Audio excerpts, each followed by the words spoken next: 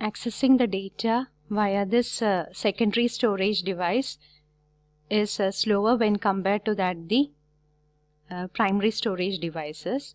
But the main advantage is that some information can be accessed infrequently.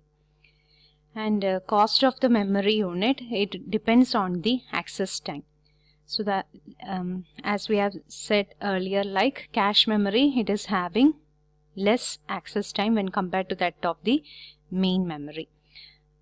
A main memory access time is less when compared to that of the secondary storage devices. So larger the memory size, the access time also it is being increased. So these are some of the units of memory that is being used inside the computer. So the cost of the memory unit, it depends on the access time. So the access time cost, access time if it is less means the cost is high. Okay, so cost of any memory unit, it will be depending on its access time. Lesser access time, it implies the higher cost. So as we have said earlier, like memory unit, two storages are there, primary storage and secondary storage, in which primary storage it is fast. Programs will be stored in memory while they are being executed. It will be having some storage cells, large number of semiconductor storage cells, and it will be processed in the form of words. That is, data will be stored inside the memory, and in order to retrieve the memory, some bit of information will be read in the form of words. So each word will be having some address, so that the processor will be able to retrieve the data, and it will be having some access time based on the data that is read from the memory. And the hierarchy is like it is having cache and main memory. Okay, then secondary storage devices mean it is larger and cheaper when compared to that of the primary storage, and access time also it takes more, making the cost less when compared to that of the main memory. Then how the memory is being arranged in the computer, it is shown in this figure. So you are having a main memory, you will be having a cache memory inside the processor, you will be having another one cache. I have said there is an L1 cache and L2 cache. So a portion of cache will be placed outside the processor, and one form of cache will be placed inside the processor. And the communication between the memory and processor will be done via this bus. Okay, so this line, it will be considered to be as the bus in which data will be transferred from main memory to the processor, or from processor to the main memory. Next unit is like arithmetic and logic unit, in which operations are being performed. Different operations will be like arithmetic and logic operations like addition, subtraction. Logical operations is like and, or, comparison, like that operations will be performed. So in order to perform these operations, we need data, and this data will be stored in the form of operands, and this data will be brought into the ALU from the memory. Okay, so this data, it can be either stored in the general purpose registers to perform the various operations by the ALU. Okay, and in access times of this general purpose register, they are faster when compared to that of the cache memory. So when we are considering this main memory hierarchy, you will be having a secondary memory,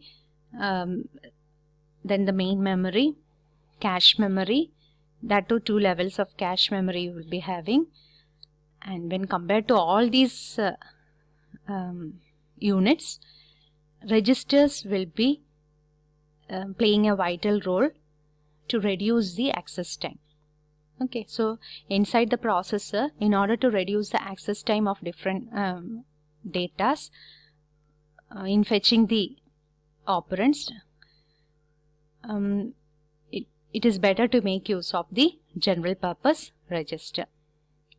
And after performing the operation, you will be getting the result, and this result can be stored to the memory, or it can be retained in the processor for the immediate use. If we are using it soon, means it can be retained in the processor, or else it can be given to the, or it can be stored in the memory.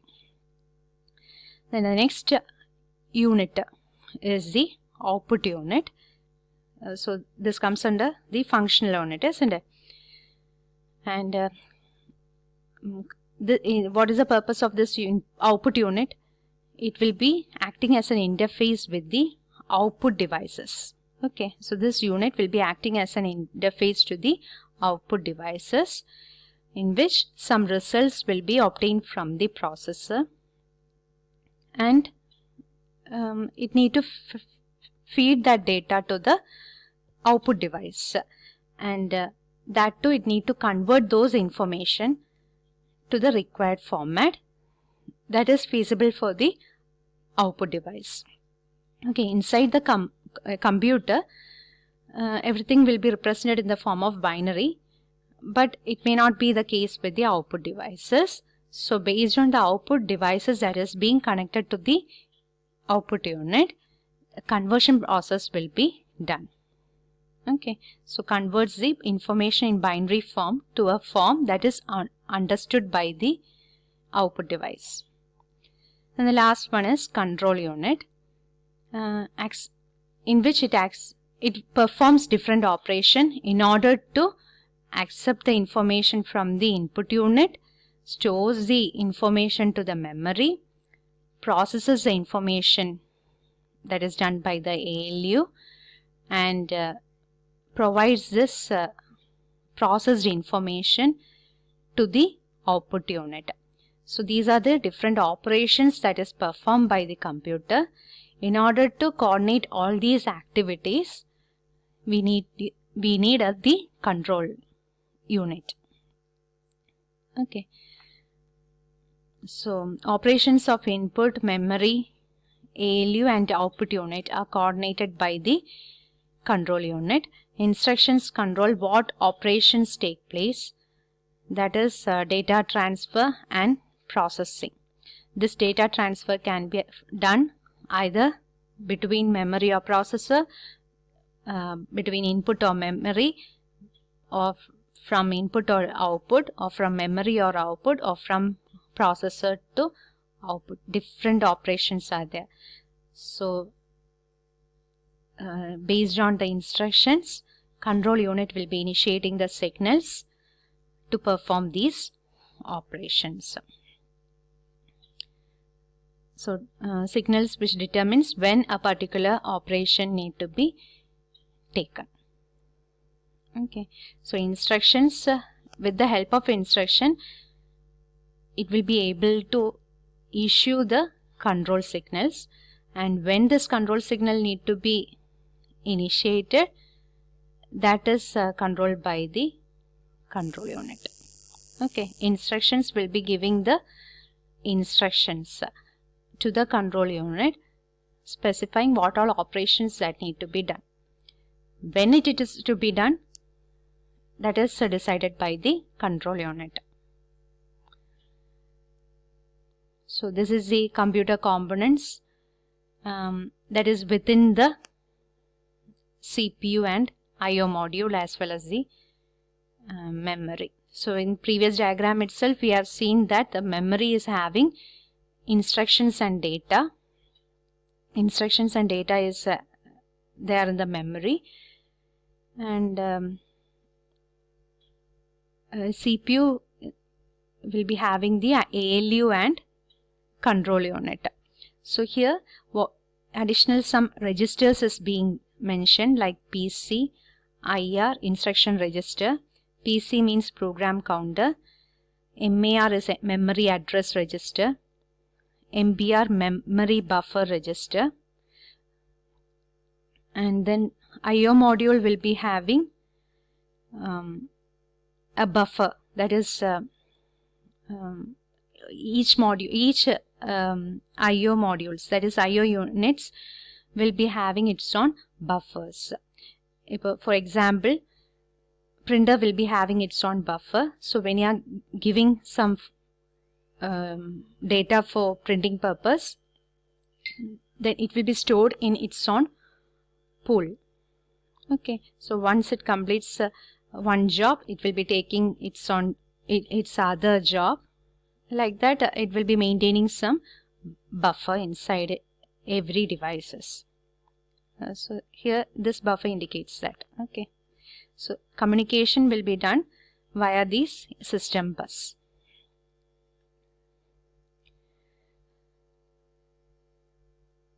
So this much, that is functional units comprises of this much units.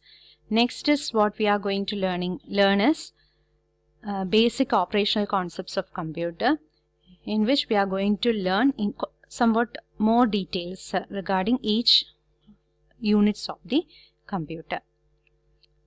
So in the previous diagram we have learned MAR and MDR. In previous diagram we have learned MBR. It is equivalent to MDR.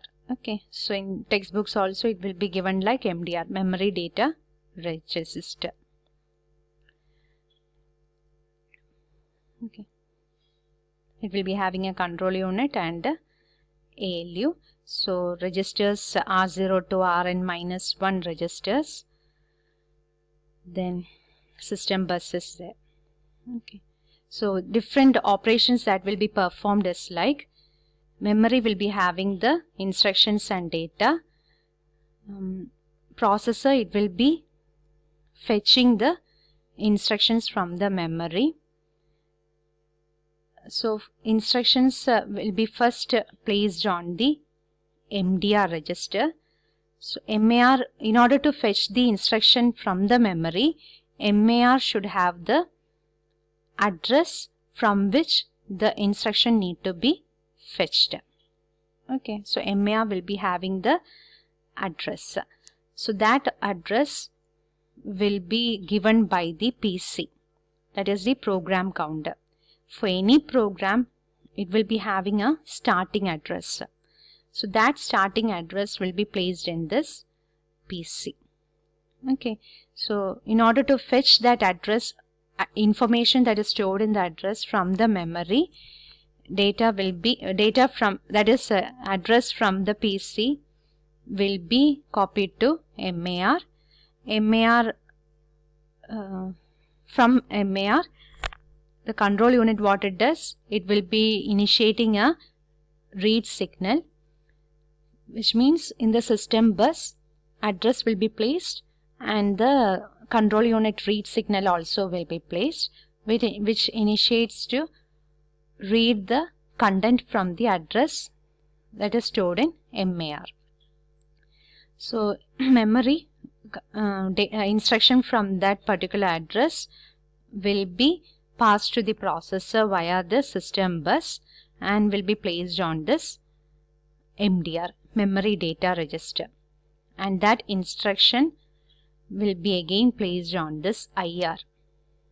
Okay, once it is fetched from the memory, instruction will be placed in MDR and then it will be placed in the IR. Later, so IR will be having the current instruction that is being executed. PC will be having the address of the next instruction to be executed. Okay, MAR is a memory address register where the address will be placed in order to perform the operation in the memory. MDR is like it will be having the data either read from the memory or to be returned to